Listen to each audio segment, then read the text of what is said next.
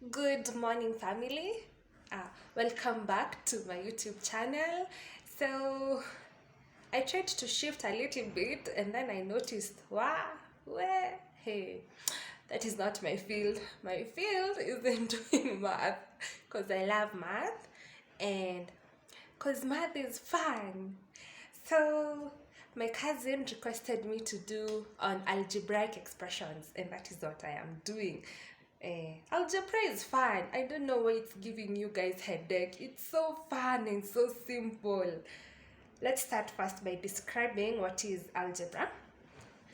What are algebraic expressions? And I have written here, it's an expression made up of variables and constants along with algebraic operations, which are obviously addition, subtraction, multiplication, and the whole BODMAS family. So, what is a constant? Obviously, from the name, a constant is a constant.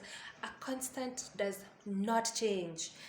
A variable, on the other hand, a variable it can change. It can change dependent on the equation. So, excuse me. Let's do some examples. I have here. I have an example of. Excuse me, you will forgive me, I have a bit of a cold. Let's do the first example, and that is, you guys will have to forgive me until I can get a board, and yes, a board. Please bear with me for the meantime. So, the question is like this. I hope you can see. X plus 10 is equivalent to 5. Can you guys see, or do I use a marker pen?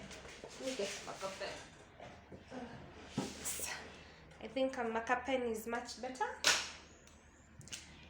So, you guys, I love math. Ever since I was in school, math has always been intriguing to me.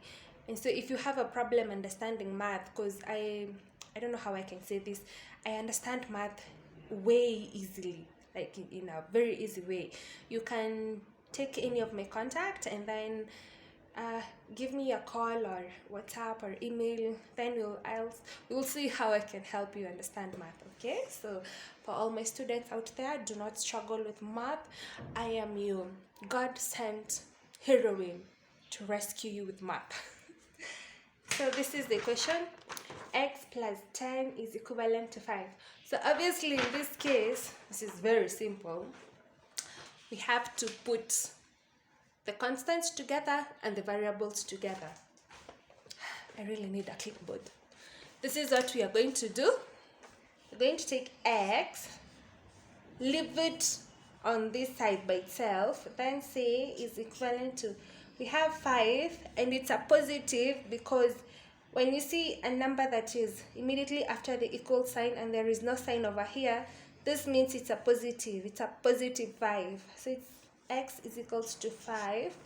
Take this 10 and carry it to this side. And because it had a positive side here in front, it's going to change the sign because it's like it's crossing the border. So it's going to cross and change the sign. It's going to become a negative 10. So we say X is equals to 5 minus 10, which is obviously negative 5. That is the answer. And do not try to interchange because 5 is smaller than 10, then you say 10 minus 5. No, don't do that. Don't do that.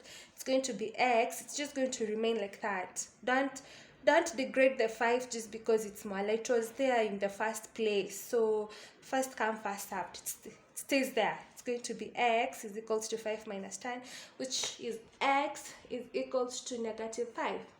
Let's do a hard example. Yes.